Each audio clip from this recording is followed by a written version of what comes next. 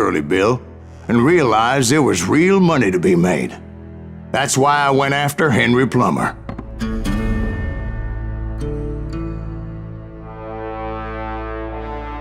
Now, wasn't he the sheriff who augmented his income by shaking down miners and robbing gold shipments? That's the one. Oh yeah, I remember him. He ran that gang of thieving outlaws called the Innocents. So it's true that you went toe-to-toe with him? Indeed I did, son. Indeed I did.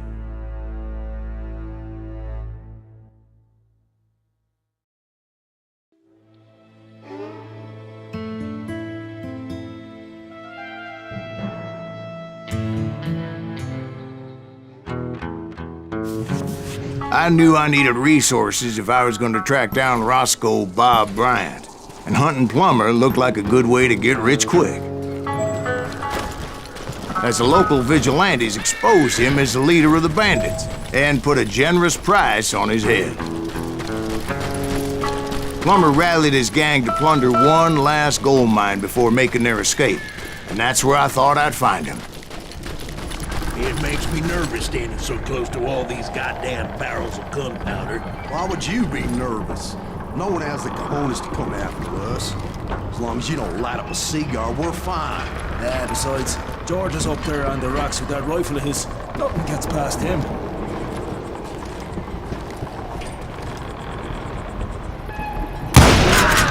As my late father pointed out to me more than once, God made men, but Samuel Colt made them equal.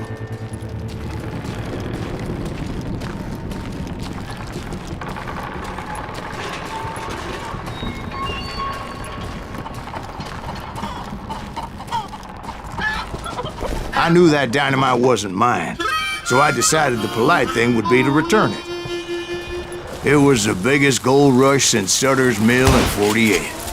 Unfortunately, prospectors weren't the only ones drawn to those riches. There were thieves and killers, robbing travelers and hijacking gold shipments. I'm putting you down! Like those that ran with Plummer. Some were just regular folks I knew from town, drawn by greed and easy pickings. I'm putting you... Charlie Crow, the blacksmith. James, who worked in the stable. Sam and Jeremiah Barber, the butcher's sons. Ordinary citizens who lived a double life. Stealing and thieving, murdering their neighbors.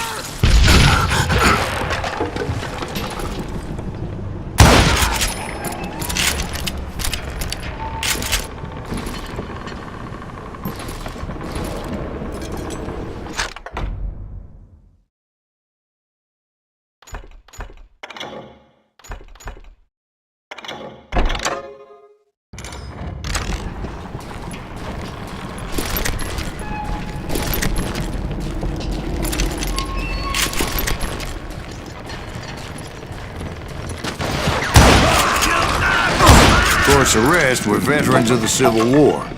Stone-cold killers trained on the bloody fields of Shiloh and Antietam. Plummer had a lot of men on his payroll. A hell of a lot. That son of a bitch pretended to protect the public with one hand while stealing them blind with the other. He set up a defensive perimeter which I had no idea how to breach. Dangerous, desperate individuals.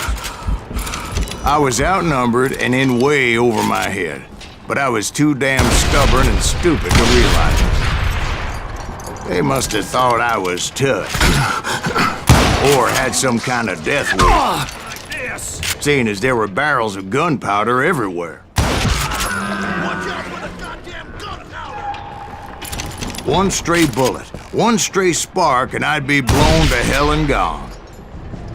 Did I have any second thoughts about what I was doing? No.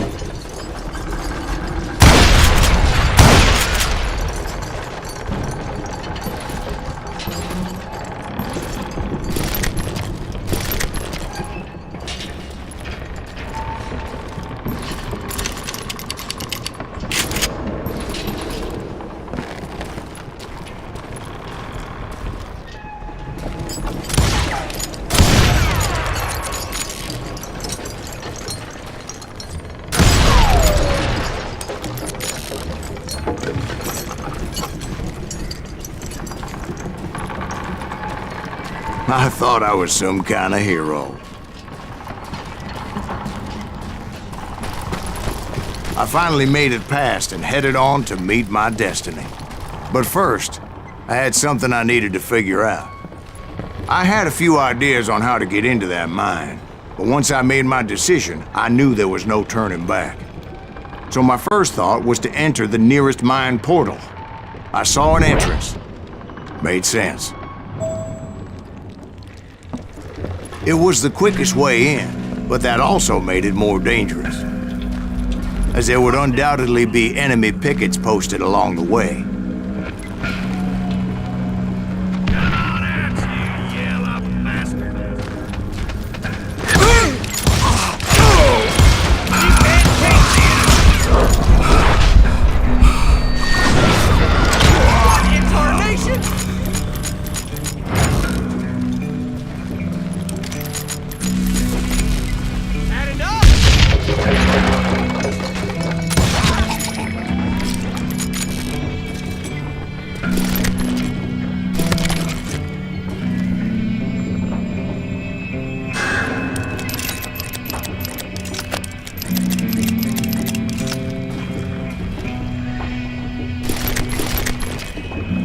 Besides, once you enter a mine like that, it's easy to get all turned around.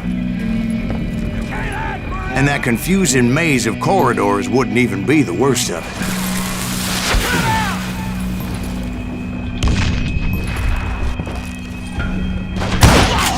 Some of those shafts could be as deep as hell.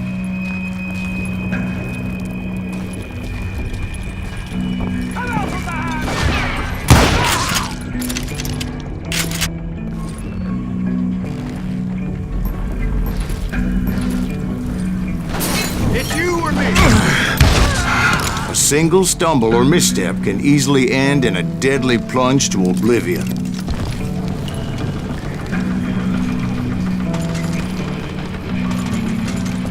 Oh! I'm here!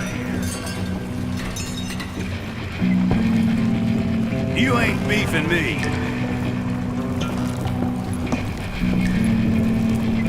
Bad enough.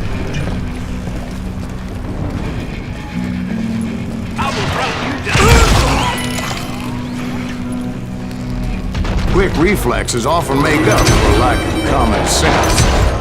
Luckily, I was never one to be easily bushwhacked. I would just need to be careful not to blow myself to kingdom come.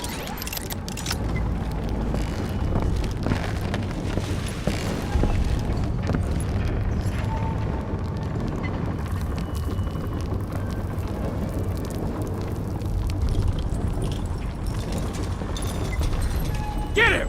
With all that gunpowder and dynamite everywhere, a body has to know what he's shooting at.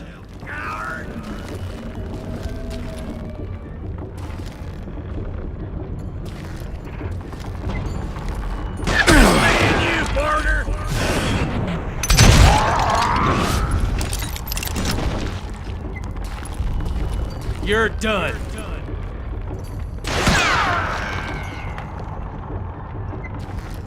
You can't hide forever!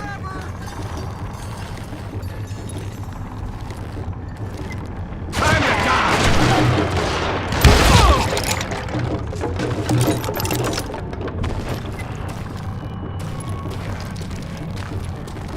One wrong bullet could have turned that mine into a dad-blasted tube.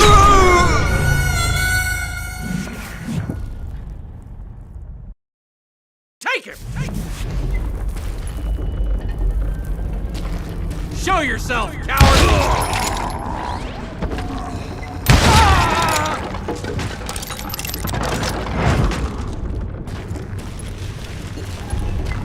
One wrong bullet could have turned that mine into a dad-blasted tube.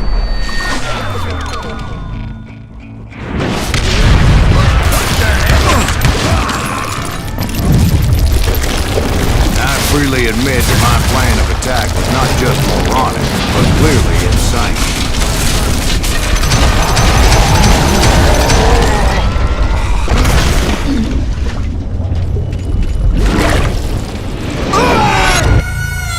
It's a good thing that I abandoned that ridiculous plan before I even tried it. Instead, I spotted a ladder, a way into the mine from the opposite side.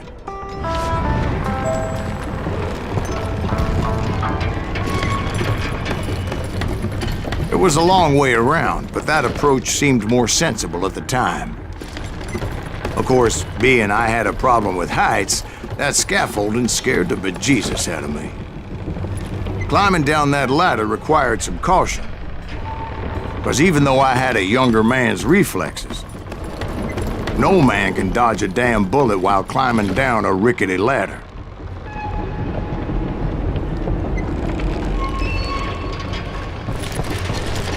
I needed to make a leap of faith. I was determined not to give up, however.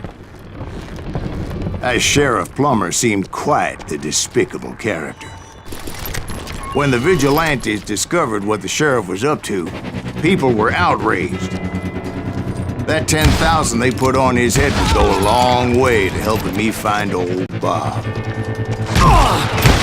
And I had made it my mission to settle that score come hell or high water.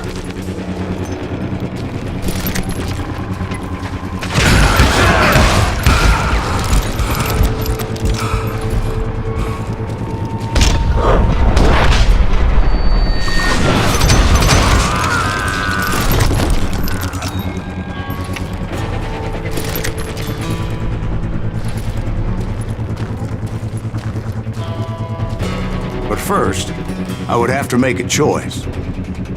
Take the elevator or climb the ladder.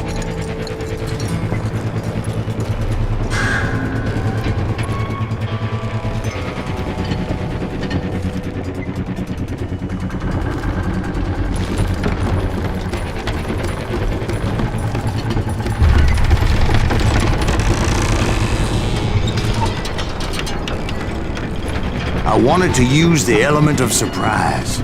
Plus, I figured I could use the exercise.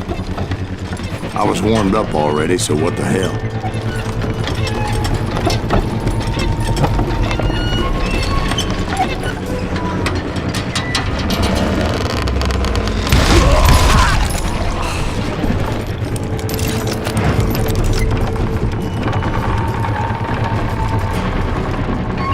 Plummer was a mad dog killer, and the people of Nevada City deserved better. Nevada City? Well, I thought Plummer met his maker in Bannock, Montana.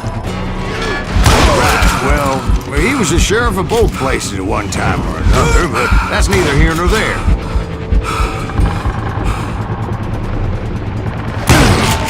The point was, taking him down would save a lot of lives, including my own.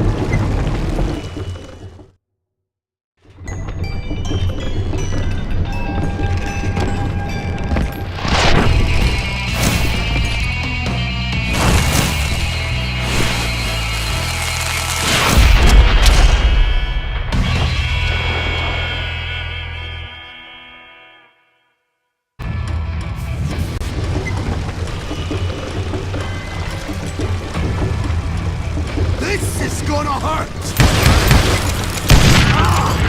Keep pissing me off! See what it gets you!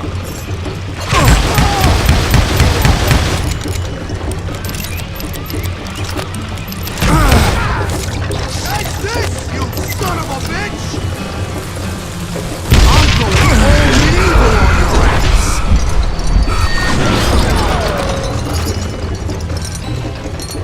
Huh, guess you've had enough!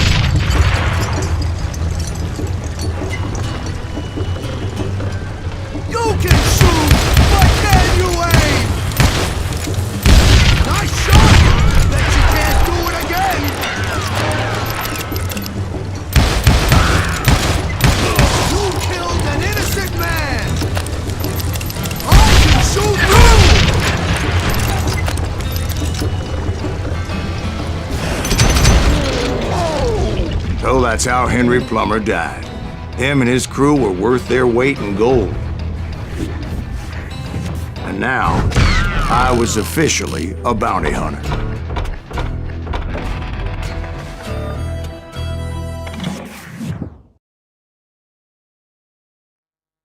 So, did you finally go after that Bob feller?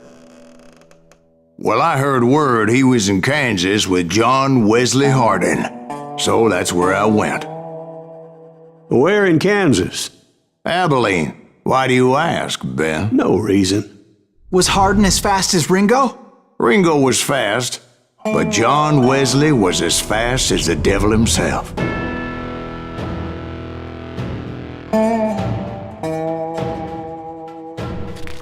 Hell, he killed his first man at 15. From that day forward, he had a price on his head and wouldn't back down for nobody, not even Wild Bill Hickok himself.